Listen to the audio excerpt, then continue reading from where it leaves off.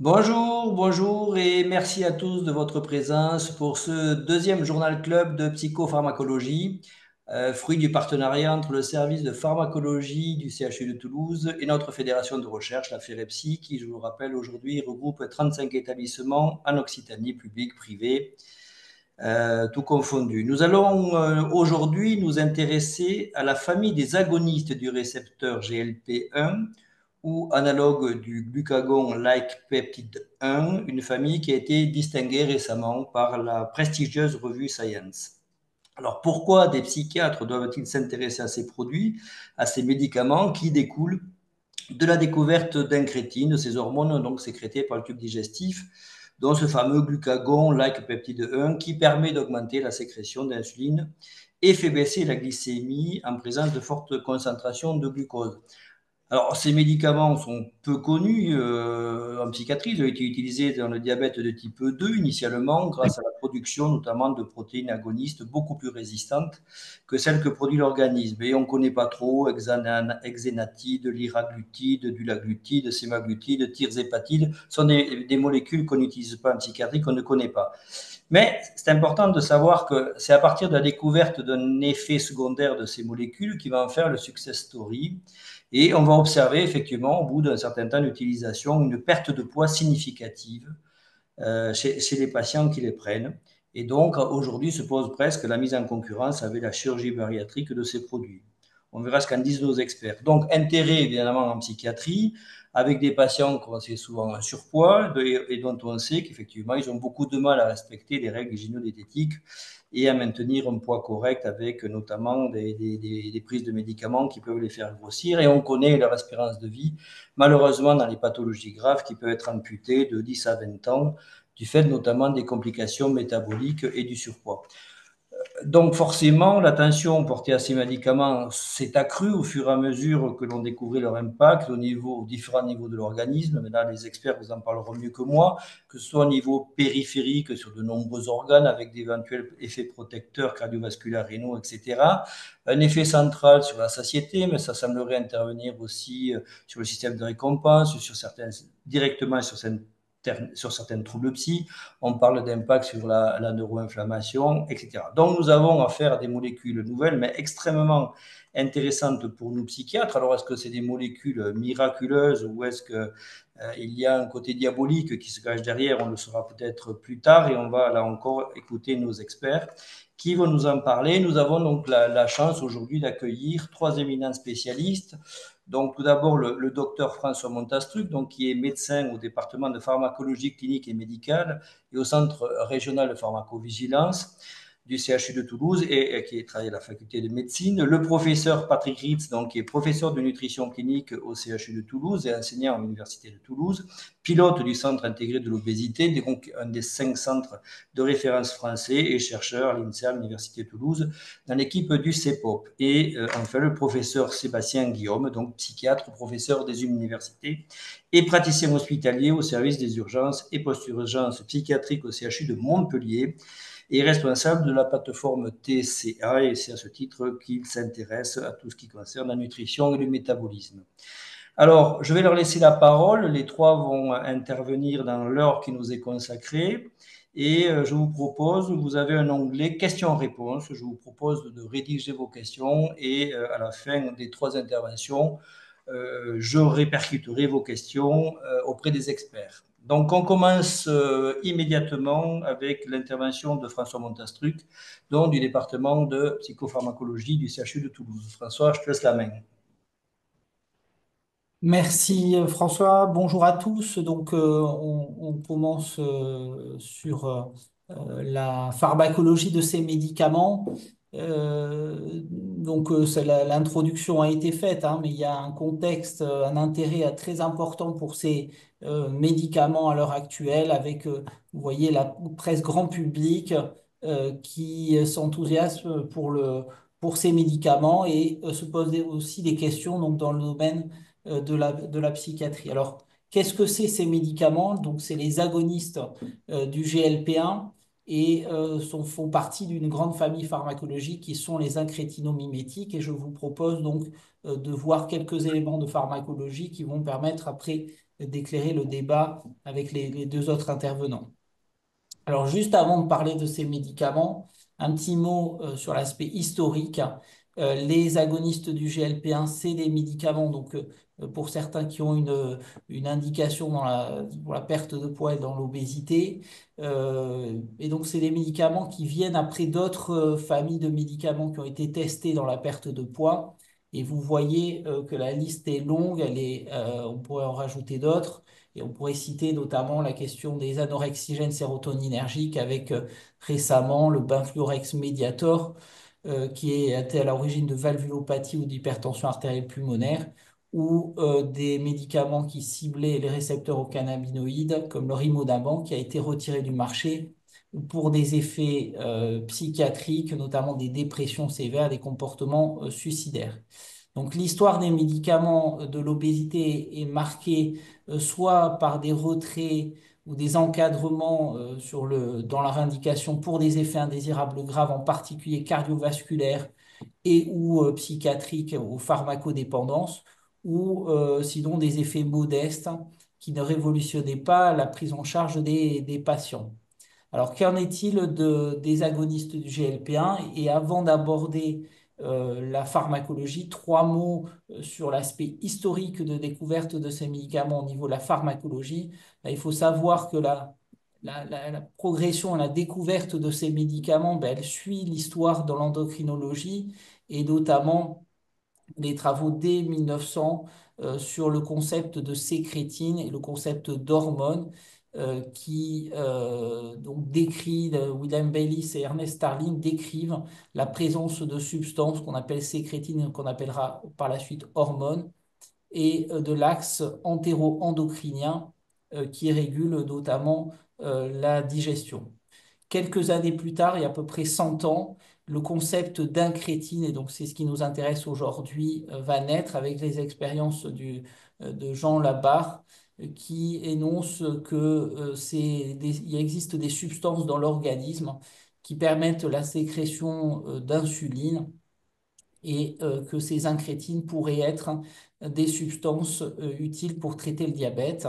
Et puis l'histoire, elle a évolué avec notamment les recherches dans les années 80 et 90 de scientifiques qui ont identifié dans l'organisme ces substances GLP-1 ou incrétines et qui ont permis la stabilisation pour le développement de médicaments qui ciblent donc les récepteurs au GLP-1.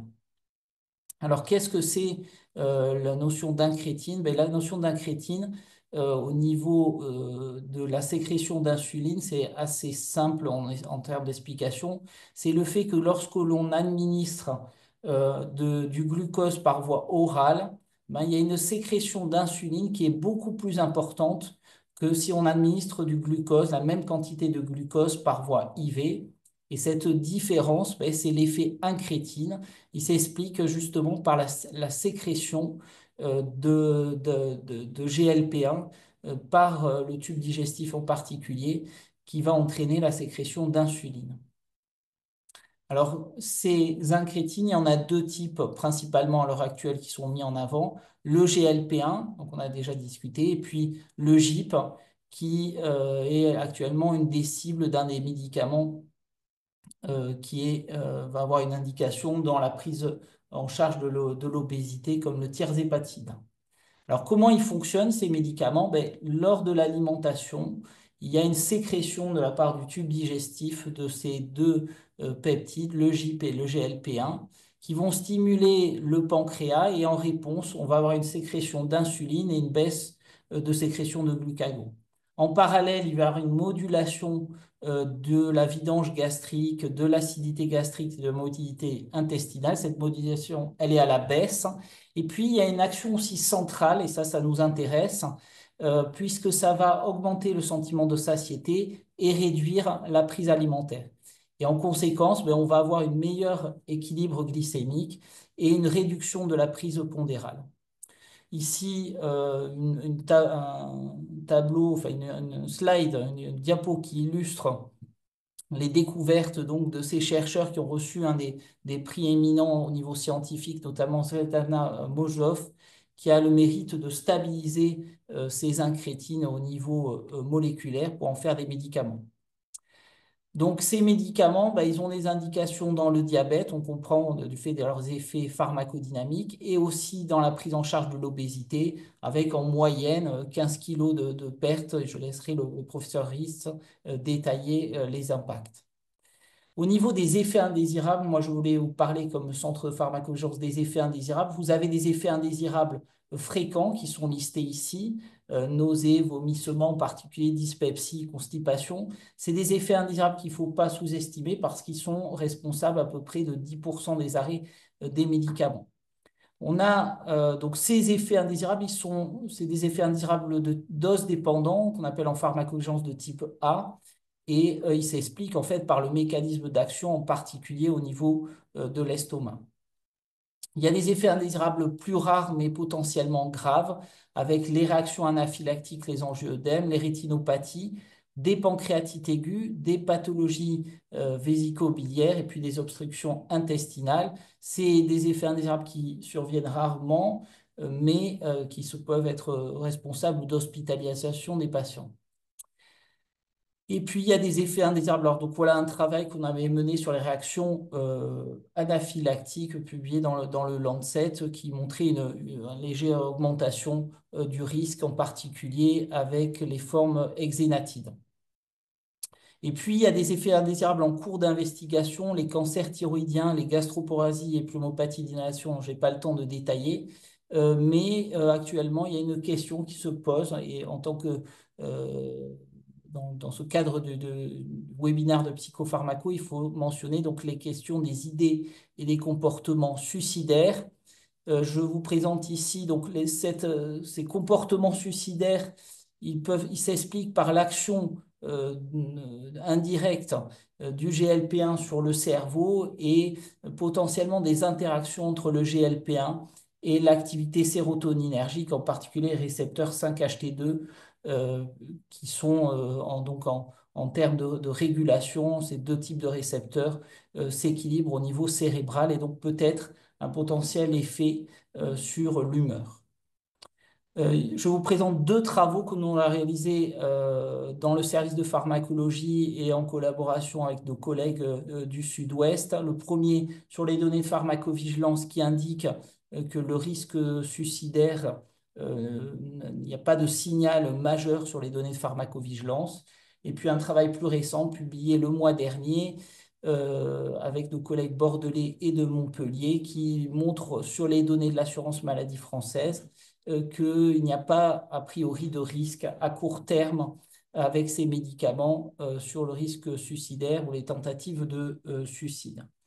Alors, ces travaux méritent d'être confirmés par d'autres études avec d'autres approches, d'autres designs, mais dès lors, l'Agence européenne et l'Agence américaine du médicament ont indiqué que pour l'instant, il n'y avait pas de lien de causalité entre le risque suicidaire et la prise de ces médicaments, mais je crois qu'il convient d'être encore vigilant par rapport à cette question sur le risque suicidaire et dépressif.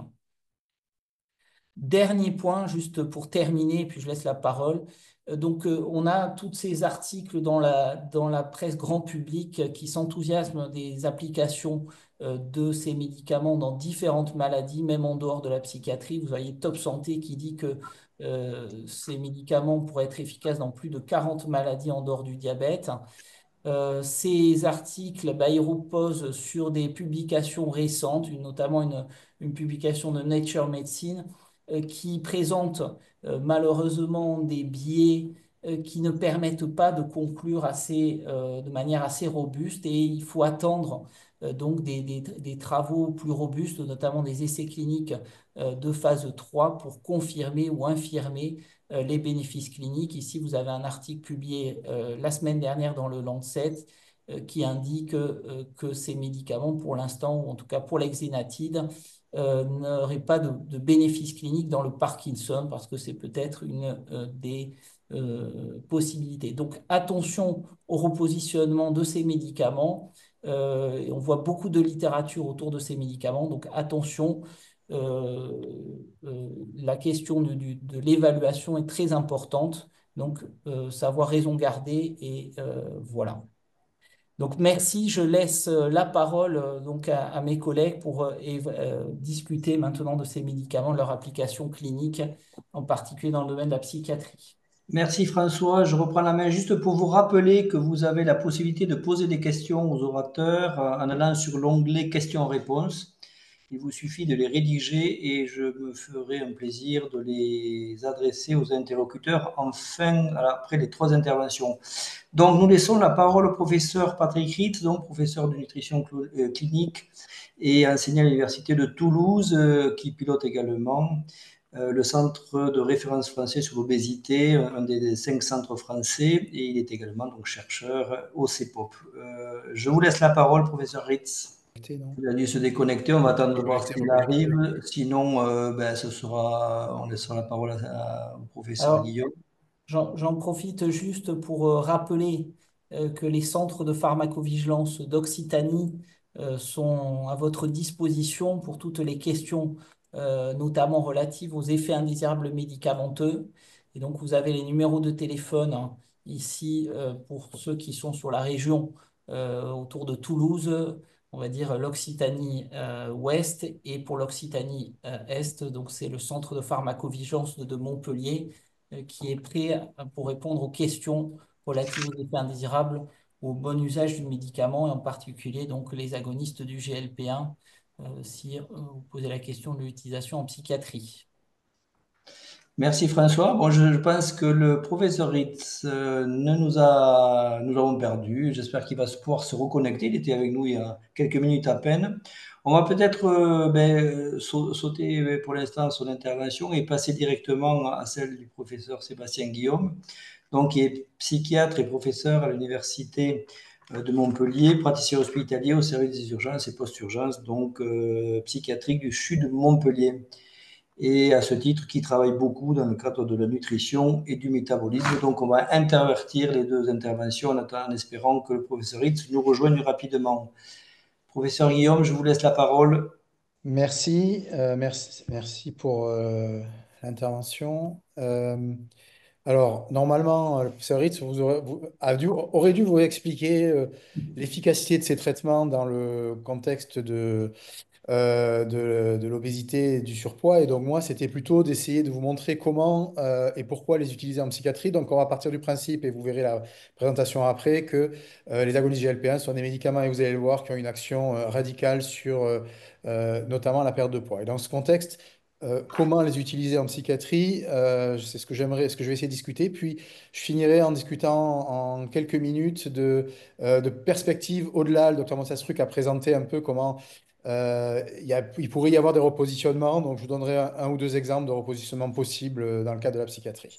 Alors, j'ai pas de conflit d'intérêt particulier, si ce n'est que je fais quand même des présentations pour Novo Nordisk, qui est un laboratoire qui commercialise le semaglutide. Alors, pourquoi pourquoi s'intéresser à la question de ces médicaments de l'obésité dans la psychiatrie? Ben, parce que vous le savez comme moi, nos patients notamment présentant des troubles psychiatriques au long cours, schizophrénie, troubles bipolaires, ont une problématique de surpoids et d'obésité. On estime que 50% des patients souffrant de schizophrénie ont une obésité, un nombre important a un diabète, et ces maladies métaboliques sont la première cause de mortalité dans les troubles psychiatriques chroniques, je vais les appeler comme ça, troubles bipolaires, schizophrénie, avec une réduction de l'espérance de vie de 15 ans par rapport à la population générale. Donc il y a un vrai enjeu, il y a un enjeu majeur sur la question de la gestion du surpoids et de l'obésité. On va se centrer aujourd'hui sur l'obésité chez nos patients. Et malheureusement, il faut être lucide, les traitements qu'on a jusqu'ici ne sont pas fantastiques. Alors, je ne vais pas rediscuter la question de tous les médicaments qui ont été essayés, puisque le docteur Montestruc en a parlé très clairement tout à l'heure, tous ces traitements qu'on a pu essayer, certains qui n'ont pas vraiment d'efficacité, d'autres qui ont même été retirés du marché. Toujours est-il que, en termes de médicaments, pour le moment, on n'a pas grand-chose. On a des programmes de prise en charge euh, comportementaux, notamment, qui peuvent avoir une certaine efficacité. L'exemple d'un programme qui a été mis en place aux États-Unis, mais qui ont une efficacité qui reste modeste, et puis avec des programmes qui sont quand même compliqués objectivement à mettre en place dans des unités, dans nos unités. Donc on a un vrai besoin, on a une problématique et un besoin. Et dans ce contexte-là, ben, du coup, l'arrivée des agonistes GLP-1, alors du coup, Patrick, j'ai commencé, si tu, je vois Patrick est là, j'ai commencé après, je fais ma présentation et puis tu la feras après si ça te va. Ouais. Donc les agonistes, dans ce contexte-là, les agonistes GLP-1 pourrait avoir, pourrait être un changeur pourrait changer la donne chez nos patients. Alors, vous avez, pour le moment, il y a beaucoup de spéculations, beaucoup de revues, mais il faut être honnête, on a assez peu d'études. Vous avez, je vous ai mis en haut à droite la dernière revue publiée, à peu près tous les mois qui est publiée, la dernière revue systématique publiée qui date de novembre, mais depuis, il n'y a pas eu grand-chose de plus. Comme vous pouvez le voir, on a peu d'études, hein, 6 essais randomisés contrôlés. Par contre, et puis des études observationnelles. Mais qu'est-ce qu'on voit sur ces études? Ben, c'est que vous avez une efficacité de ces agonistes GLP-1 pour traiter la problématique de l'obésité chez nos patients présentant notamment, là, on s'intéressait à des patients avec des troubles bipolaires ou de schizophrénie.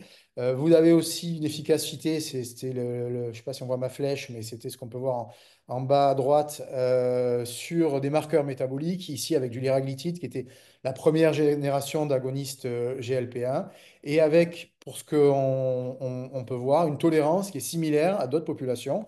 C'est pas moins bien toléré, c'est pas mieux toléré, mais c'est pas non plus moins bien toléré que dans d'autres populations. Donc on a vraiment, il y a un enjeu chez nos patients. La problématique, et la spécificité peut-être de l'utilisation de ces traitements chez nos patients, et c'est quelque chose sur lequel nous avons travaillé, c'est l'accès aux soins. Parce que malgré le fait que d'avoir un trouble psychiatrique sévère, ça vous amène vers un centre recours obésité de niveau 3, normalement, ça reste compliqué pour plein de raisons, que ces patients puissent accéder au centre de recours. Ça reste compliqué pour nous, souvent, nous, psychiatres, hein, on a tendance peut-être à ne pas les envoyer à diminuer, enfin à ne pas se concentrer sur sur les problématiques métaboliques et d'obésité. Et donc, il y a clairement un accès aux soins qui est réduit chez nos patients pour tout, mais y compris là pour cette question des agonistes GLP-1. Et puis, il y a une question, je ne sais pas si Patrick en parlera, mais dans la l'AMM actuellement, qui est un problème majeur, c'est que pour le moment, en France, ces traitements ne sont pas remboursés. Je ne sais pas, ça coûte autour, alors ça dépend des endroits, mais je crois que c'est autour de 250 euros par mois, un traitement qui va être pris au long cours. Quand vous avez une allocation, une AH avec, je ne sais pas combien elle est, à 800 euros, vous pouvez pas, c'est impossible de prendre. Donc, il y a une problématique de coût du traitement qui fait qu'il y a une discrimination, de mon point de vue, on pourra en discuter, sur l'utilisation de ces traitements chez nos patients.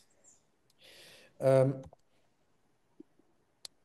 Je ne vais pas repasser sur la question du risque suicidaire puisque ça a été discuté, mais donc avec des données qui restent à confirmer, mais qui sont rassurantes. Mais donc, au-delà de cette question de l'utilisation qui devrait pouvoir être le cas actuellement quand on est dans le cadre de l'AMM, de ces traitements dans le cadre de l'obésité, il y a d'autres questions qui se posent dans le cadre de la l'utilisation en psychiatrie. D'abord, l'obésité chez des patients souffrant de troubles psychiatriques, elle est multiple, elle est de multifactoriel, mais elle est largement sous-tendue, et vous le savez, par la question des traitements, et notamment des antipsychotiques de seconde génération. Là, vous avez l'exemple en haut à droite de la prise de poids dans les premières semaines de traitement chez des sujets, des sujets sur lesquels on induit, par exemple, de l'olanzapine, hein, avec en moyenne 25 livres, c'est-à-dire à peu près 12 kilos de prix à un an. Donc on a une prise de poids qui est majeure avec des psychotropes avec, on peut repérer des sujets à risque, et notamment, il y a une période, il y a quelque chose qui est quand même particulièrement à risque, sur lequel on insiste souvent, c'est que quand on sait qu'on prend du poids au début du traitement, on aura une prise de poids inexorable. Ce que disent les recommandations, c'est que la survenue de 5% de gain pondéral par rapport au poids initial dans le premier mois ou dans les 6 premières semaines après après une prise de traitement va aboutir de façon à peu près certaine à une prise de poids majeure et inexorable. Par ailleurs, ces traitements, et c'est ce que montre la diapo d'en bas, quand on a pris du poids sous antipsychotique, on a beau essayer de changer, de modifier, on peut arriver à stabiliser le poids, mais vous voyez que, ça c'était une méta-analyse, une revue sur la question, on arrive assez peu à perdre du poids. Donc quand on les a pris, quand on a pris ce poids, en tout cas jusqu'ici, on arrivait peu à le perdre. Donc il y a un vrai enjeu par ailleurs outre le fait de la gestion de l'obésité quand elle est installée, sur la prévention de l'obésité chez nos patients. Donc, il y a un enjeu, et juste pour illustrer ça, il y a une étude j'espère, va commencer, qui est coordonnée par une de mes collègues nutritionnistes montpelliéraine, un peu HRC, hein, multicentrique, dont Toulouse et Montpellier et Nîmes en Occitanie dans lesquels ils sont impliqués, dont l'objectif est d'en regarder chez ces patients présentant une schizophrénie ou un trouble bipolaire pour lequel on va mettre un traitement psychotrope inducteur de prise de poids qui sont déjà limites au niveau pondéral et pour lequel il y a une prise de poids initiale importante, comment le sémaglutide a-t-il un intérêt et la balance bénéfice-risque est-elle bonne pour prévenir la prise de poids. Donc c'est la deuxième utilisation, peut-être à terme qu'on pourrait avoir la deuxième perspective de ces médicaments. Donc, euh, premier point là, quand même, sur obésité et troubles psychiatriques au long cours, ben, nos patients ont une problématique d'obésité. Et donc, dans ce contexte-là, et vu le peu de prise en charge, le peu d'efficacité des traitements actuellement ou des prises en charge actuellement disponibles dans le traitement de l'obésité, ben, la question des agonistes GLP-1 se pose et doit se poser et doit être discutée. C'est pas nous qui discutons, qui allons poser les indications. Je vous rappelle, enfin peut-être Monsieur le professeur Rist en parlera, mais que le traitement est prescrit par des nutritionnistes hein, et uniquement par des nutritionnistes. Mais en tout cas, nos patients devraient être référés vers des centres de recours pour discuter la mise sous ces traitements, sachant que donc on a quand même peu de données, mais qu'elles sont rassurantes, et cette question de l'accès aux soins et du coût des traitements dont j'ai parlé. Je voulais après prendre quelques minutes pour parler de la question des perspectives d'utilisation de ces traitements au-delà de la question de l'obésité. Je vais prendre deux exemples. Il y en a plein et il y a plein de papiers. Toutes les semaines, il en sort. Mais je vais juste prendre deux exemples qui sont ceux vers lesquels on a peut-être le plus de données, le plus d'espoir. La première, c'est dans le contexte des troubles des conduites alimentaires et notamment les troubles des conduites alimentaires de l'obésité. Assez logiquement, vu la prévalence des troubles des conduites alimentaires dans l'obésité, à peu près 20% hein, des patients en obésité ont un TCA, une hyperphagie boulimique. On a commencé à se poser la question, peut-on, au-delà de la question sur le poids, est-ce que ça pourrait avoir un effet sur le cœur de ce qui fait un TCA, c'est-à-dire le craving alimentaire, c'est-à-dire la capacité de contrôle alimentaire, les obsessions autour de l'envahissement psychique, autour des obsessions alimentaires et corporelles. Et très clairement, en tout cas chez des patients, là, je vous ai montré deux études, enfin, c'est l'exemple de deux études, dont une, STEP 5, je crois, qui sera représentée tout à l'heure par le professeur Ritz. Ce qu'on sait, c'est que les agonistes GLP-1 vont diminuer le craving alimentaire, en tout cas chez des gens qui n'ont pas le TCA. Là, vous pouvez voir, par exemple, sur des échelles de craving, comment un milligramme de semaglutide, je crois que c'est à 12 semaines, diminue le craving alimentaire. Et puis sur la diapo de droite, vous pouvez voir chez des patients suivis, c'est des cohortes de patients suivis pendant 2 ans, cohorte de patients suivis pendant 104 semaines, donc 2 ans, comment le sémaglutide va diminuer, va améliorer le craving alimentaire, va diminuer et va améliorer le contrôle alimentaire. Donc on peut se dire qu'il y a un effet au-delà du poids dans les TCA. Pour le moment, ça reste spéculatif et je voulais attirer votre attention là-dessus. Autant on a des données qui montrent que sur le poids, ça marche bien, autant sur le TCA, il y a un questionnement. D'abord parce que on a très peu d'études, on n'a que deux études à ma connaissance qui sont illustrées là, dont une, mais alors avec un tout petit échantillon, puisqu'on est sur 20 patients, laissés randomisés contrôlés, sur 13 et 14 patients, donc une vingtaine de patients, qui est négative. Une autre dans laquelle on utilise le sémaglutide qu'on compare à des médicaments OAOM, c'est les médicaments, je ne sais pas si on voit ma flèche, mais c'est les médicaments qu'on utilise dans l'hyperphagie boulimique et qui montrent quand même une efficacité sur le BES, qui est les échelles de compulsion alimentaire significatives, mais on n'a que deux études. Euh, c'est pas mal utilisé et moi j'en vois beaucoup hein, qui sont référés par mes collègues nutritionnistes. On voit quand même que ça a un effet sur la réduction des crises, mais on voit aussi, et vous avez plein d'études qui sortent, enfin en tout cas vous avez des signaux dans ce sens que pour certains patients souffrant de TCA, vous allez au contraire aggraver le TCA en majorant les restrictions et donc en majorant les compulsions, et les obsessions, les comportements pathologiques. Et puis par ailleurs, on commence à avoir des mésusages. On en a on en a une pour le moment ou deux dans le service, là, des gens qui mésusent de ces traitements avisés de perte de poids.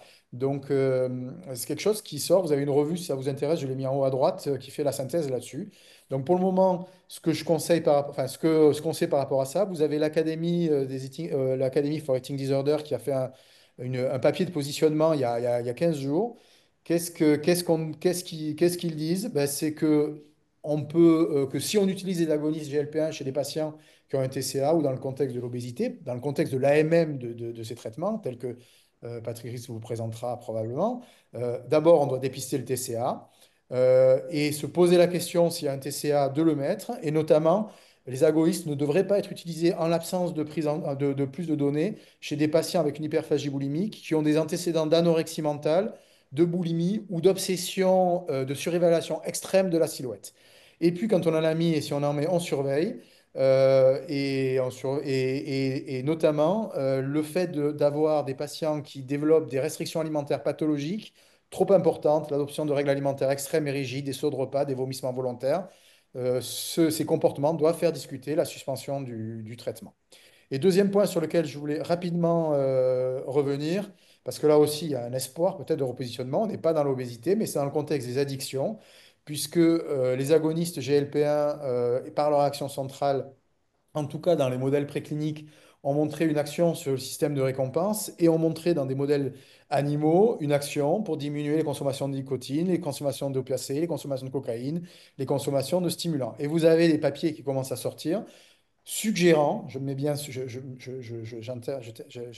vraiment, j'insiste sur le terme suggéré, pour le moment, on est à ce niveau-là, que vous pourriez avoir un effet très fort sur les consommations, sur les addictions. Là, un exemple d'un papier qui est sorti il y a quelques semaines, cohorte suédoise de patients présentant des problèmes d'un trouble lié à l'usage d'alcool. Donc, on est sur quand même 27 000 patients, hein, donc c'est vraiment ces cohortes de registre et pour lequel on a des patients qui ont été traités par ailleurs par des agonistes GLP-1, par exemple le semaglutide que vous pouvez voir en haut. Et on regarde dans cette étude, les auteurs avaient regardé le risque de réhospitalisation pour une addiction et dans le schéma d'en haut pour un problème d'alcool et dans le schéma d'en bas pour une autre substance chez des patients sous ces consommations, sous ces maglutides par exemple, par rapport à des patients qui n'en ont pas ou par rapport, et c'est ce que vous avez en haut, des patients qui ont des médicaments validés en addictologie, par exemple le Revia, par exemple la Comprosate, etc. Vous voyez, si on prend le sémaglutide, que vous avez un effet, en tout cas dans cette étude, une suggestion d'effet majeur, avec une diminution très importante du risque d'hospitalisation, que ce soit pour l'alcool ou pour les autres substances, beaucoup plus importante que ce qu'on a avec les traitements qu'on a actuellement en addictologie, où là, il y a une petite diminution, mais enfin, c'est ce qu'on sait, hein, ça marche un tout petit peu et pas très bien. Et donc, il y a vraiment un questionnement sur le repositionnement. Je donne cet exemple parce que c'est celui le plus frappant. Tellement bien que Nora Volkoff, hein, qui éminente addictologue, qui dirige tous les programmes d'addictologie au niveau du gouvernement américain et qui a fait cet édito là qui est sorti il y a quelques semaines dans Addiction, qui explique que, eh ben voilà, c'est ça. J'ai mis tout mot pour mot, compte tenu du fait qu'on a pratiquement on a peu de traitements disponibles dans plusieurs addictions, de l'effet très fort des actions des agonistes GLP-1 sur le système de récompense et de tous ces signaux qu'on a et de ces études qu'on a notamment dans l'alcool, dans le tabac, dans la cocaïne, il y a probablement un intérêt et il faut investiguer l'intérêt potentiel de ces traitements dans les addictions. Donc voilà, donc en résumé, pour les perspectives en psychiatrie, ben, compte tenu de l'impact majeur de l'obésité chez nos patients, l'orientation vers un centre spécialisé obésité pour une prise en charge multidisciplinaire, ça c'était déjà le cas, devrait être considéré de façon systématique. Et la discussion de la prescription d'agonistes GLP-1 devrait être considérée avec nos collègues nutritionnistes, avec les freins que je vous ai donnés, notamment le peu d'études, et la problématique de l'accès aux soins et du coût. En cas d'utilisation, dépister, surveiller, réévaluer. Et puis au-delà de la question de l'obésité, il y a des perspectives d'utilisation. En n'oublions pas, et je voudrais finir là-dessus parce que ça peut avoir un effet médicament magique, mais il y a un truc qu'on sait. Moi, je suis à cheval entre la psychiatrie et la nutrition. Il y a un truc qu'on sait dans les deux spécialités quand même. C'est que tous les traitements que vous utilisez, quels qu'ils soient, ils sont toujours plus efficients quand ils sont intégrés dans une prise en charge globale. Et je crois que c'est à moi, je voudrais finir là-dessus quelle que soit l'utilité, et je pense qu'il y en a, et il va y en avoir, de l'utilisation des agonistes GLP-1 chez nos patients, ils doivent et ils devront toujours s'intégrer dans une prise en charge globale. Voilà, je vous remercie. Merci beaucoup, Sébastien Guillaume. Je ne sais pas si, oui, Patrick Ritz, votre connexion s'était interrompue, donc du coup, on est passé à la troisième intervention. Est-ce que vous pouvez vous reconnecter et reprendre la parole? Donc, Patrick Ritz, qui est professeur à Toulouse, professeur de nutrition clinique et grand spécialiste de l'obésité. Je vous laisse la parole. Est-ce que Du vous coup, m'entendez bien? bonjour tout le monde, est-ce que vous m'entendez? Parfaitement.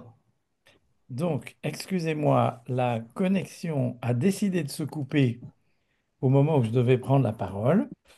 Je ne suis pas psychanalyste, donc je n'interpréterai rien. Et donc, merci à toutes et à tous d'être là. Merci François Olivier, docteur Montastruc et docteur Guillaume d'avoir fait l'intro. Je vais pouvoir sauter quelques diapos. Et si vous voulez bien, on y va. Donc, moi, j'essaye de vous faire en pratique l'efficacité du traitement, surtout en termes de perte de poids. Un tout petit peu à côté, mais beaucoup a déjà été dit.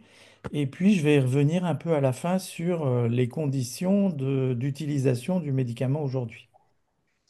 Donc, l'obésité est une maladie, même si c'est encore discuté, il y a récemment un article Lancet qui dit peut-être pas tous les IMC, peut-être pas, c'est une maladie. Quand le tissu adipeux euh, s'expand, des cellules deviennent nécrotiques, ça crée une inflammation. Cette inflammation va aller se distribuer partout.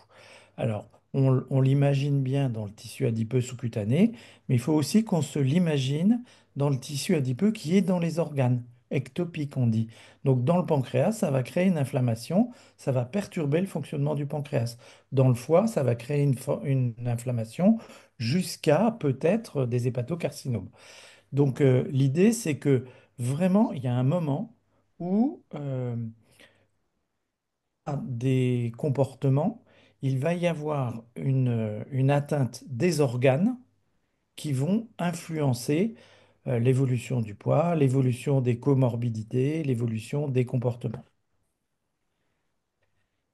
Du coup, je vous fais rapidement, on va pas tout passer, hein, mais il peut y avoir beaucoup de comorbidités associées. On dit qu'il y en a 200.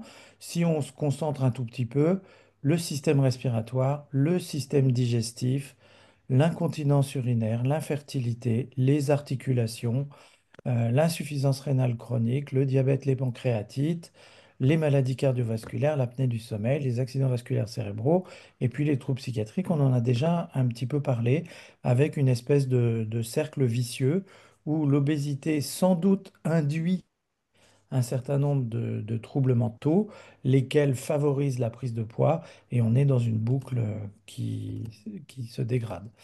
Alors, on vous a expliqué tout à l'heure, donc on a au moins deux grandes molécules qui ont été identifiées, des incrétines, le GLP-1 et le GIP, sécrétées par des cellules du tube digestif et qui vont aller, d'un côté, stimuler la sécrétion d'insuline par le pancréas et donc avoir un effet hypoglycémiant. C'est C'était les premières indications de ce médicament dans le diabète, avec aujourd'hui une grande crise qui est que à cause du défaut d'approvisionnement, quelles que soient les raisons de ce défaut d'approvisionnement, on a demandé aux diabétologues de réduire les prescriptions de ces médicaments pour le diabète, alors qu'il y a des preuves formelles de réduction de mortalité cardiovasculaire en particulier, pour pouvoir donner accès à d'autres personnes. Et ça crée une difficulté entre nous de la même spécialité qui est, je pense qu'on ne va pas tolérer très longtemps malgré l'avantage des médicaments. Ensuite, François vous l'a dit, il y a des récepteurs qui sont un petit peu partout. Et donc, on ne connaît pas tous les effets du GLP-1, mais on va voir des travaux arriver sur l'humeur, sur la maladie de Parkinson, peut-être sur la cognition, peut-être sur les troubles des conduites alimentaires. Le principe pour la perte de poids, le premier principe, c'est que le GLP-1 agit sur les neurones de la prise alimentaire pour la freiner, et les agonistes vont freiner encore plus, puisque le GLP-1, il est sécrété après chaque repas, chez vous et moi, alors que l'agoniste, on va le prendre pour une semaine, à une dose qui va permettre des concentrations bien plus élevées. Donc l'effet freinateur sur l'appétit, sur la prise alimentaire qu'aura le GLP-1 induit par notre repas, on va l'avoir multiplié et beaucoup plus durable chez les personnes qui vont prendre ce médicament. Et comme on l'a dit, eh bien, il y a des récepteurs dans beaucoup d'autres zones du cerveau. On a parlé de la récompense et on verra au fur et à mesure ce qui se passera. Euh, donc, vous voyez que les médicaments, ils existent depuis un moment, hein. Le liraglutide, il est connu depuis, il est autorisé pour être sur le marché dans le diabète depuis 2009.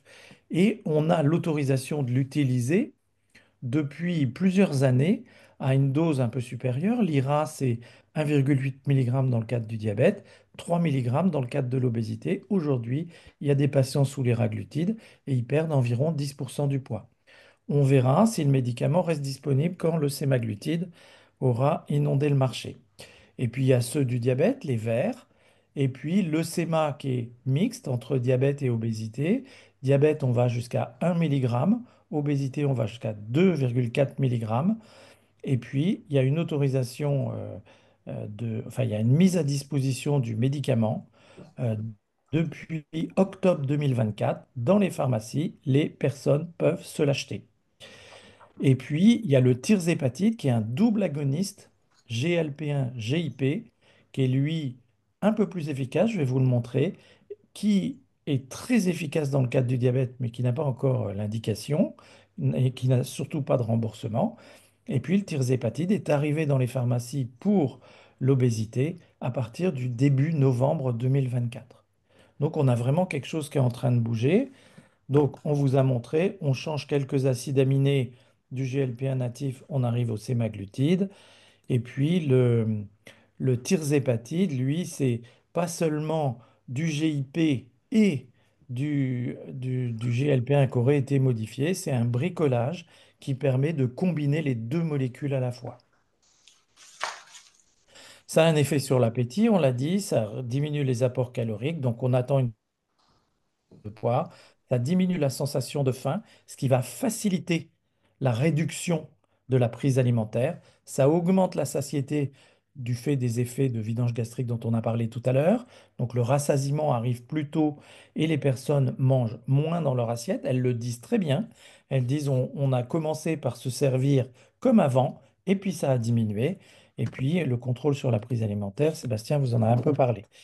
Donc, à côté, on va avoir les fringales qui vont être affectées, les envies, les préférences, avec une nette diminution de tout ce qui est gras, une contrôle des envies salées et donc une régulation du choix. Les études, c'est quoi? Alors, je vous parle d'abord du semaglutide. Step 1, on y passe un tout petit peu de temps et après, vous allez voir, c'est les mêmes. Un peu plus, enfin presque 2000 patients. Obésité, c'est-à-dire IMC supérieur à 30, c'est tout, ou bien surpoids 27 à 30, avec au moins une comorbidité liée au poids, hypertension artérielle, apnée du sommeil, etc., sans diabète. Étude randomisée contrôlée, un bras sémaglutide, escalade de dose jusqu'à 2,4, il a fallu 16 semaines, et puis un bras placebo avec la même escalade de médicaments placebo. Ils proposent le médicament pendant un an. Et qu'est-ce qu'on voit? On voit une différence de perte de poids. Et là, vous voyez, on est à 15% de perte de poids moyen. Pour mémoire, le liraglutide, c'était 10%, l'Orlistat, c'était 5%, et les recommandations, c'est si on arrivait entre 5 et 10% avec des changements des habitudes de vie, ce serait déjà bien. Donc là, on est ailleurs, on est bien au-delà de ce dont on a l'habitude. Pour mémoire, la chirurgie, c'est 25 à 30%. Donc vous voyez, 15% de perte de poids, une différence entre les deux de 10%, et un autre paramètre qu'on utilise volontiers est le pourcentage de gens qui perdent 10%. Et là, vous voyez, il y a les deux tiers qui perdent plus de 10% et la moitié qui perd plus de 15%. Donc c'est efficace en intensité et en nombre de gens qui en bénéficient. On a une réduction du tour de taille qui va avec les 15 kilos qu'ils ont perdus et une réduction de la pression artérielle. Ça, on s'y attendait. Les effets secondaires, je passe, parce que François les a déjà on a déjà parlé. Step 4, même principe, un petit peu moins, la moitié de patients, mais cette fois, vous voyez, on fait l'escalade de dose chez tout le monde a du SEMA, et au bout de 20 semaines, on sépare. Soit vous continuez le traitement, soit vous avez un placebo. Et là, on va tester la durabilité de l'effet du sémaglutide quand on l'arrête. Et comme on pouvait s'y attendre, vous voyez, ils perdent du poids jusqu'à 20 semaines. Ceux qui continuent jusqu'à 60 semaines, ils continuent à perdre du poids et ceux qui arrêtent reprennent du poids. Pas tout le poids perdu, mais ils reprennent du poids. Autrement dit, ce médicament est efficace tant qu'il est administré. Il n'est pas magique, il ne va pas faire disparaître l'obésité, ses mécanismes, les conduites alimentaires, et il ne va pas être suffisant pour induire un changement des habitudes de vie qui soit durable. Step 5, donc Sébastien vous en a un petit peu parlé. Là, c'est un peu plus durable. Vous voyez, on fait presque 2 ans de traitement. Et donc, on va avoir la même chose, 15% de perte de poids. Et puis, on avait dit la moitié, plus de 15%, les 2 tiers. On est à peu près à la même chose à 2 ans. C'est-à-dire, entre step 1 et step 5, on a augmenté la durée du traitement. On a eu à peu près le même résultat. Select, une étude cette fois de prévention secondaire pour les personnes qui ont une maladie cardiovasculaire préétablie. Même chose, escalade de dose pendant cette semaine versus placebo. On fait le, le suivi et on regarde les MACE, c'est-à-dire mortalité, infarctus non fatal, AVC non fatal, et on a réduit de 20% les événements cardiovasculaires chez des gens qui étaient très à risque d'avoir une récidive des événements. Donc là, c'est l'argument qu'attendaient toutes les instances nationales pour valider que éventuellement le traitement pourrait être remboursé, ce qui n'est pas encore le cas, hein, mais on leur avait demandé, euh, l'ANSM avait demandé de prouver un bénéfice cardiovasculaire, il est prouvé pour le sémaglutide. Le deuxième médicament, c'est Mounjaro, tirzépatide. Donc, vous voyez, il y a des études pareilles versus placebo, obésité, surpoids sans diabète, avec éventuellement du diabète, versus un programme plus intensif, etc., etc. Qu'est-ce qu'on voit? Là, on a moins de doses, on a une, deux, trois, enfin, on va jusqu'à 15 milligrammes. On a plusieurs bras, soit 5 milligrammes, soit 10 milligrammes, soit 15 milligrammes versus placebo. Et vous voyez que cette fois, au-dessus de 15%, on n'est plus à 50%, mais on est entre les trois quarts et 80% des gens qui atteignent 15% de perte de poids. Et tout à l'heure, on était à 2 tiers. Vous voyez que là, on est presque à 90%. Donc le tirzépatide est plus puissant que le sémaglutide en ce qui concerne la perte de poids. Et après, ces effets sont à peu près les mêmes. Alors ça, c'est la même revue dont vous a parlé Sébastien. Les troubles de la cognition, bah, on commence à voir, là c'est une étude intéressante sur le système de santé anglais, où ils ont pris 116 millions, anglais, excusez-moi, américains, 116 millions de personnes qui avaient du diabète et pour lesquelles il n'y avait pas de diagnostic de maladie d'Alzheimer avant. Ils ont séparé ceux qui avaient reçu des agonistes et ceux qui n'en avaient pas reçu. Et vous voyez que le risque de maladie d'Alzheimer apparaît réduit chez ceux qui avaient des agonistes du GLP-1. Données à confirmer, ça c'est base de données en vraie vie quelque part avec beaucoup de gens, hein, mais c'est pas encore les essais randomisés, on les verra. L'alcool, je crois que Sébastien vous en a parlé. Les troubles des conduites alimentaires, il vous en a parlé aussi. Et juste un tout petit mot pour vous expliquer comment ça se passe aujourd'hui en termes de prescription. Alors, on a une AMM, il est en pharmacie, il n'y a pas encore le remboursement, ni sur le sémaglutide, ni sur le Mounjaro. Et la prescription, elle doit être faite par un médecin endocrino-diabéto-nutrition compétent en nutrition. Alors, je ne sais pas qui a inventé ça, mais ça va fâcher tout le monde. Ça va fâcher les psychiatres, et je vous comprends.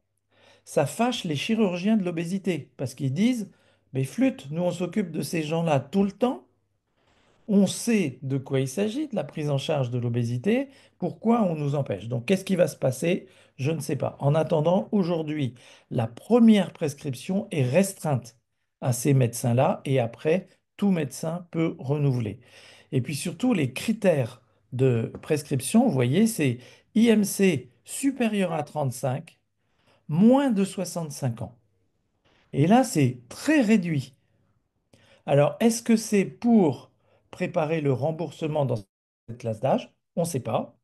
Mais en attendant, c'est pas du tout les mêmes indications que ce que je vous ai montré dans les études STEP ou SURMOUNT, où c'était 27 comorbidités ou bien 30. Donc là, il y a un peu de confusion et j'ai 66 ans. Ça me fait de la peine de savoir que si j'avais un IMC supérieur à 35, je ne pourrais pas en bénéficier. Je trouve que c'est un peu injuste. Et bon, comme d'autres médicaments, en tant que médecin, on a l'habitude de faire attention. Mais 65 ans, je trouve que c'est incroyable. Alors, je finis par ça. C'est un film que je vous recommande si vous ne le connaissez pas. Ça s'appelle Au bout des doigts. Au milieu, vous avez ce jeune homme issu d'un quartier défavorisé, bêtise. Et il est récupéré par Lambert Wilson, qui est directeur du Conservatoire national supérieur de musique de Paris. Il le prend en Il devait aller en prison, il le prend en travail d'intérêt général, et en fait, ce gosse est très doué pour le piano. Depuis longtemps, il est très doué. Mais il est têtu, il a ses comportements, il est un peu impulsif, il est un peu truc. Et donc Lambert Wilson le confie à cette dame, qui est la prof de piano telle qu'on a pu connaître dans les conservatoires. C'est-à-dire gamme de ré, gamme de fa, et tu enchaînes, et 145 à la noire, et je veux que tu me fasses des triolets, et blablabla.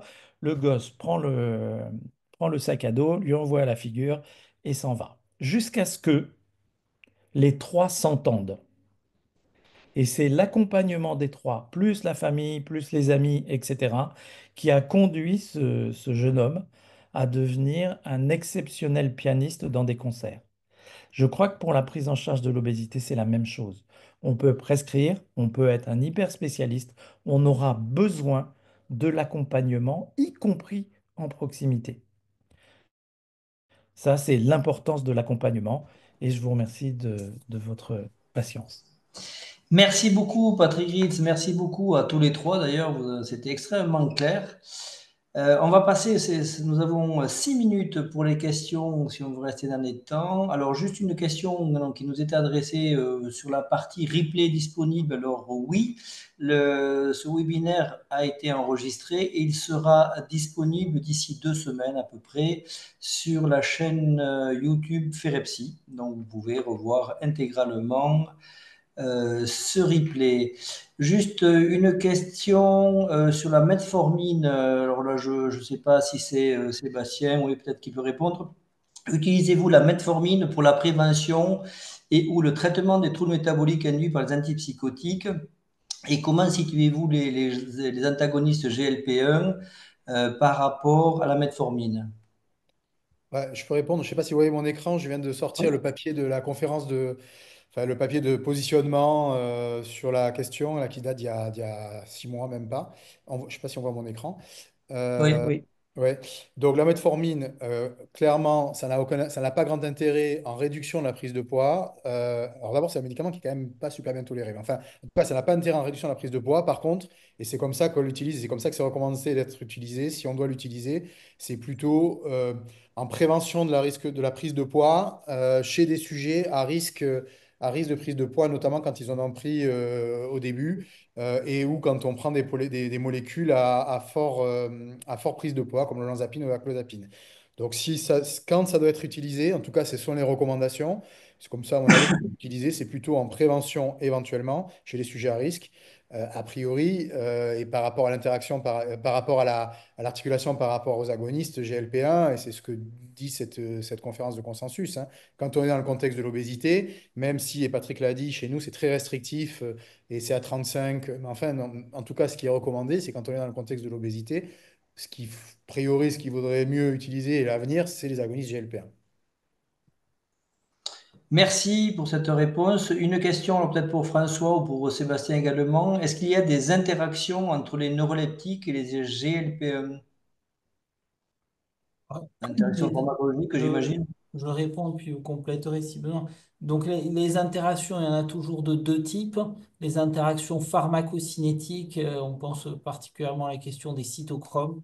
À l'heure actuelle, les données des essais cliniques et les données de phase 1 de tests pharmacocinétiques n'indiquent pas d'interaction pharmacocinétique, de modification des concentrations à la hausse ou à la baisse d'un des deux médicaments. Et puis après, il y a la question des interactions pharmacodynamiques. Alors, bah, c'est la question qu'on vient de débattre et de la précédente diapo du professeur Guillaume, bah, l'interaction, l'effet opposé hein, sur le poids entre les neuroleptiques qui font prendre du poids et les agonistes du GLP-1. Donc là, c'est une interaction qu'on souhaite un peu.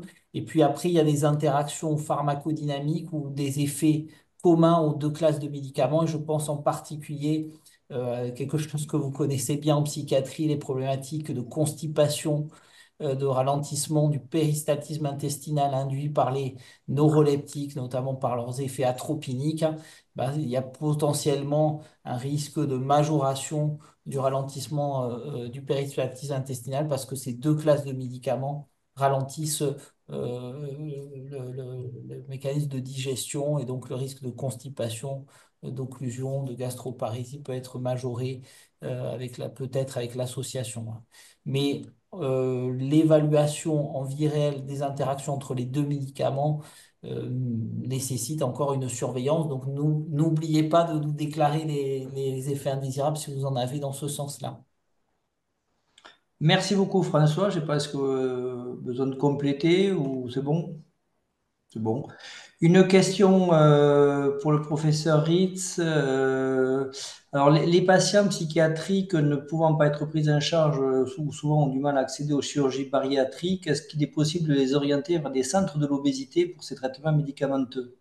Du coup, est-ce que les filières se mettent en place? Alors, deux axes à ma réponse. La première, les orienter, oui, on travaille avec la Ferepsy aujourd'hui à l'identification l'identification des ressources pour les mettre à disposition et une forme de parcours pour les personnes. Donc ça, c'est en train d'être travaillé et j'espère que d'ici l'année prochaine, on aura déjà mis quelques trucs en place pour que vous sachiez à qui adresser ces personnes, comment dépister le risque de diabète, par exemple, etc. Nous les adresser pour les traitements, oui, se pose la question du remboursement. C'est-à-dire que le médicament, aujourd'hui, il est vendu à la pharmacie à peu près entre 250 et 300. Comme il n'y a pas de remboursement, la pharmacie le revend le prix qu'elle veut. Je ne sais pas si tous les malades psychiatriques, enfin, j'imagine, hein, c'est peut-être une représentation de ma part, mais qu'ils n'ont pas 300 euros, voire plus, à mettre tous les mois là-dedans. Donc, les adresser vers les centres de l'obésité, oui. Le traitement médicamenteux, si c'est remboursé, tant mieux. Si ça l'est pas, on va se heurter à quelque chose que j'ai jamais connu dans ma carrière, mais qui est en train d'arriver, qui est que, eh bien, parce que, non, je ne vais pas dire ça, que les médicaments sont trop chers, en clair. Je veux dire, Oui.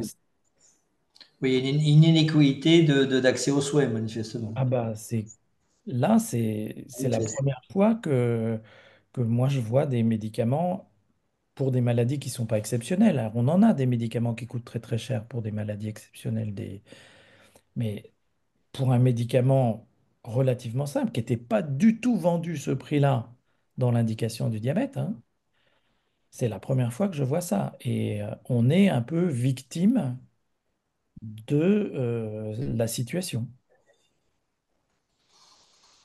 Ok. On sait pourquoi ça bloque comme ça, parce qu'on voit bien l'effet préventif sur plein d'impacts, de complications. Il y aurait un effet préventif majeur. Pourquoi finalement ça bloque autant? Parce que vous avez le. Pour le remboursement, Ouais, ouais. alors je ne sais pas, François va me corriger. j'imagine enfin non, j'imagine pas. Je sais qu'il y a la question du mésusage. C'est-à-dire, comme ça fait perdre du poids, est-ce que c'est vraiment les personnes en situation d'obésité qui vont avoir la prescription ou est-ce qu'il n'y aura pas des prescriptions qui seront faites hors indication? Et ça, c'est vraiment un D'accord. gros sujet. Voilà, je ne commente pas, mais c'est un vrai sujet. Deuxio, si on dit que c'est pour les IMC supérieurs à 35, c'est-à-dire 5% de la population, ça fait 5 fois 66, ça doit faire 3 millions de personnes. 3 millions de personnes à 200, mettons 250 euros par mois, vous avez compté que moi, on va parler de milliards d'euros. Hmm. Et du coup, j'imagine, je ne sais pas François, que bah, c'est une décision politique énorme que de dire on va ajouter ça. Alors, on peut peut-être imaginer que l'État aura les moyens de négocier avec les producteurs, les industriels, pour que ce ne soit pas ce prix-là quand c'est remboursé. Mais pour le moment, c'est un peu coincé la discussion. T'as quelque chose à rajouter, François? Non, non, mais je vais dans le même sens. Le mésusage, je suis d'accord. Il y a déjà du mésusage, d'ailleurs que les équipes de pharmacovigilance en Occitanie, et en particulier nos collègues de Montpellier, sont en surveille. Donc il y a déjà un mésusage de ces médicaments en France. Et ça a été dit aussi par le professeur Guillaume, je crois, dans les TCA. Et après, c'était évidemment un problématique politico-économique avec des enjeux très très importants au niveau économique. Et puis, une des explications, on va un peu au-delà des agonistes du GLP-1, c'est l'évolution de la discussion des prix des médicaments et un changement de paradigme pour le choix du prix des médicaments ces dernières années. Et donc, bon, c'est très vaste et un sujet qui est éminent et qui touche les agonistes du GLP-1, mais qui touche aussi d'autres classes. Mais comme les agonistes du GLP-1, ben, c'est beaucoup de patients, bien sûr que la problématique du prix global va être discutée et discutée en haut lieu parce que c'est un enjeu économique important. Mm. Merci. Les deux dernières questions, et puis nous arrêterons là. Alors, toujours sur le remboursement, est-ce que il existe également dans la prise en charge du diabète ou uniquement dans le cadre de l'obésité? C'est-à-dire, est-ce que dans le cadre pour le traitement du diabète type 2, il y a aussi également des problématiques de remboursement ou pas? Alors, pour le sémaglutide, dans le cadre du diabète de type 2, c'est en deuxième intention et en bithérapie avec de la metformine. On va jusqu'à la dose de 1 milligramme et quand on est dans les indications, c'est remboursé. Ça, c'est clair, carré. Pour l'obésité, on va jusqu'à la dose de 2,4 milligrammes, donc on va plus haut, même si c'est la même molécule, et ça n'est pas remboursé. Le D'accord. problème aujourd'hui, c'est qu'il y a une tension, enfin, prétendument, c'est ce qu'on nous dit, on va accepter l'explication, qu'il y a une tension d'approvisionnement qui fait qu'il y a des incitations pour que les diabétologues soient encore plus restrictifs sur la prescription du sémaglutide qui s'appelle Ozempic dans le diabète, de façon à ce qu'il y ait assez de sémaglutide pour tout le monde. Ça va jusqu'à une demande la semaine dernière d'un formulaire spécifique en plus de l'ordonnance pour pouvoir le prescrire chez les personnes avec un diabète. Donc ça reste remboursé, mais ça devient vraiment compliqué. Et il y a eu des tensions d'approvisionnement. Moi, je connais plein de gens qui ont dû des fois se faire de l'insuline, des fois se faire de l'Ozempic, etc., etc., parce que la pharmacie n'était pas livrée, etc., etc. Ça, c'est de la vraie vie, hein. D'accord. Et juste sur la prescription initiale, quelqu'un nous précise que il est écrit spécialiste en endocrino, diabéto, nutrition ou aux médecines compétentes, aux médecins compétents en nutrition. Peut-on considérer qu'un DU de médecine de l'obésité suffit à rendre compétent, ce qui augmenterait le pool de prescripteurs? Alors, Capucine, je vais te décevoir. On se connaît avec Capucine. En fait, non, ça a été posé comme les titulaires du DES d'endocrino-diabéto-nutrition ou ceux qui ont eu le DES complémentaire de nutrition. Il y a eu des pédiatres, il y a eu des médecins généralistes, etc. Mais ce DES, il est fini en 2017. Donc c'est fini aujourd'hui. On ne peut plus, euh, dans ce contexte, dire qu'on a acquis la spécialité. C'est vraiment DES, DES complémentaire. Et même si le DU, le ou les DU rendent compétents, c'est pas accepté aujourd'hui comme critère de prescription. Ce avec quoi, personnellement, je ne suis pas d'accord, hein, mais bon. Ok. Merci beaucoup. Une dernière, alors juste une question, c'est une question personnelle pour Sébastien. Il semblerait que ce produit a un effet anti-neuro-inflammatoire, on va dire. On sait que aujourd'hui, il y a une hypothèse quand même en psychiatrie que de nombreuses pathologies psychiatriques ont un soubassement neuro-inflammatoire. Est-ce qu'on peut penser, est-ce qu'on a quelques indications sur un impact direct sur les problèmes, les troubles psychiatriques de ce type de produit? Oui, alors je n'ai pas détaillé là, mais il y a des données, et notamment des données via les modifications de l'inflammation de Lagrade sur sur la connectivité cortico-subcorticale et qui pourrait avoir un effet dans les troubles de l'humeur. Il y a quelques papiers qui sortent. Mais bon, alors, enfin, voilà, il en sort tous les jours et il faut faire le tri, il va falloir faire le tri. Mais oui, oui, on peut penser. Et vous avez des gens là, qui commencent d'ailleurs à regarder comment ce traitement pourrait être enfin, à évaluer les potentiels antidépresseurs, sachant que ça, dans les études STEP, par exemple, chez des gens qui n'avaient pas de dépression, ça diminue les affects dépressifs, hein. C'est-à-dire que ça a un effet antidépresseur, en tout cas chez des gens, enfin dans les études, chez les gens, les études cliniques dans lesquelles on a des gens qui par définition, sont rentrés sans grande dépression. Et donc, ouais, ouais, on a des données, même sur le suicide, c'est un truc qui nous intéresse pas mal à Montpellier, là, sur la question du risque suicidaire. Il faudra qu'on en parle d'ailleurs, mais c'est mon tasse truc. Et nous, on s'intéresse beaucoup à l'inflammation dans le suicide. Et je me demande, c'est quelque chose qui nous questionne, quoi, c'est cet effet anti-inflammatoire par rapport à cet effet suicidogène. Ok, merci. Bon, on va s'arrêter là. Merci vraiment à tous les trois. Et merci à tous ceux qui ont participé à ce webinaire, sachant que il sera visible assez rapidement sur la chaîne YouTube de la Ferepsi. Donc encore une fois, merci beaucoup. Bonne soirée à tout le monde et à très bientôt. Au revoir. Merci à vous. Au revoir. Merci à tout le monde.